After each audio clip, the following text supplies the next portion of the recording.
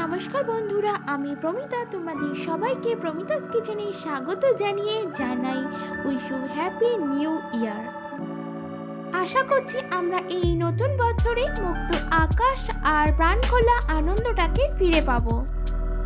নতুন বছরের শুরুটা আমি একটা পনিরের অন্যরকম রেসিপি নিয়ে শুরু করতে চলেছি, যার নাম হচ্ছে পনির কালিমির্চ। তাহলে চলো কথা না বাড়িয়ে রেসিপিটা ঝটপট করে শুরু করা যাক। পনির কালিমির্চ বানানোর জন্য সবার প্রথমে আমি একটা মশলা পেস্ট রেডি করব। তার জন্য ওভেনে একটা প্যান বসিয়ে দিলাম, তাতে 1 টেবিলস্পুনের মতো তেল অ্যাড করে তেলটাকে গরম হতে দিলাম। তেলটা গরম হয়ে গেলে একটা বড় সাইজের পেঁয়াজ, যেটাকে আমি রাফলি কেটে রেখেছিলাম, সেটাকে অ্যাড করে নেব। তার সাথেই অ্যাড করে নেব 7টা রসুন আর 30 থেকে 35টার মতো গোটা গোলমরিচ। উপকরণগুলোকে কিছুক্ষণের জন্য ফ্রাই করে নিতে হবে, যতক্ষণ না এর কালারটা চেঞ্জ হয়ে যাচ্ছে। তোমরা দেখতেই পাচ্ছ কালারটা চেঞ্জ হয়ে গেছে। এবার ব্লেন্ডারের সাহায্যে ব্লেন্ড করে একটা স্মুথ মশলা পেস্ট রেডি করে ফেলবো। এরপর সেম প্যানেই আমি 1 টিস্পুনের মতো ঘি অ্যাড করে নিয়ে মেল্ট হতে দেব। ঘিটা ভালোভাবে মেল্ট হয়ে গেলে আমি অ্যাড করে নেব সেই স্মুথ মশলা পেস্টটা।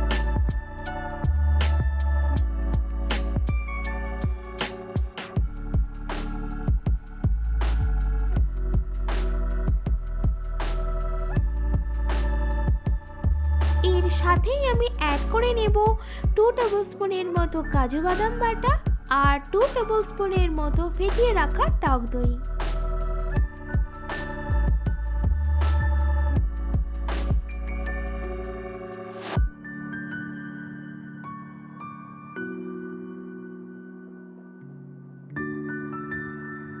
খুব ভালোভাবে মিক্স করার পর আমি অ্যাড করে নেব আন্দাজ মতো নুন, 1/2 টিস্পুনের মতো গরম মশলা আর 1/2 টিস্পুনের মতো চিনি। উপকরণগুলো খুব ভালোভাবে আগে মিশিয়ে নেব, তারপর 2 থেকে 3 মিনিটের জন্য কুক হতে দেব। 3 মিনিট পর দেখো মশলাটা একটু ড্রাই হতে শুরু করেছে। ঠিক এই সময় অ্যাড করে নেব 1 কাপের মতো দুধ। দুধটাকে অ্যাড করার পর ভালো করে মিশিয়ে নেব। তারপর ফুটে উঠতে শুরু করলেই অ্যাড করে দেব পনিরগুলোকে।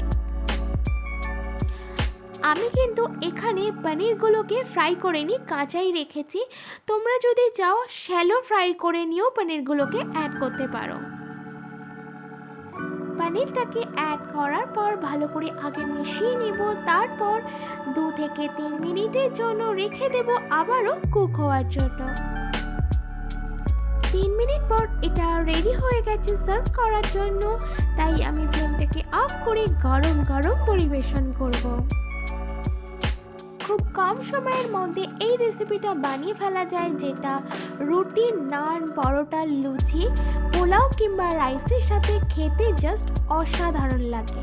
তোমরা অবশ্যই বাড়িতে ট্রাই করো আর লিখে জানিও আমাকে কমেন্টের মাধ্যমে।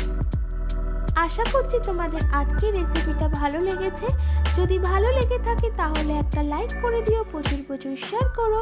যারা এখনও আমার চ্যানেলটিকে সাবস্ক্রাইব করোনি, আরও নতুন নতুন রেসিপির আপডেট পেতে হলে আমার চ্যানেলটিকে সাবস্ক্রাইব করে নিও। তোমরা সকলেই সুস্থ থেকো। নমস্কার।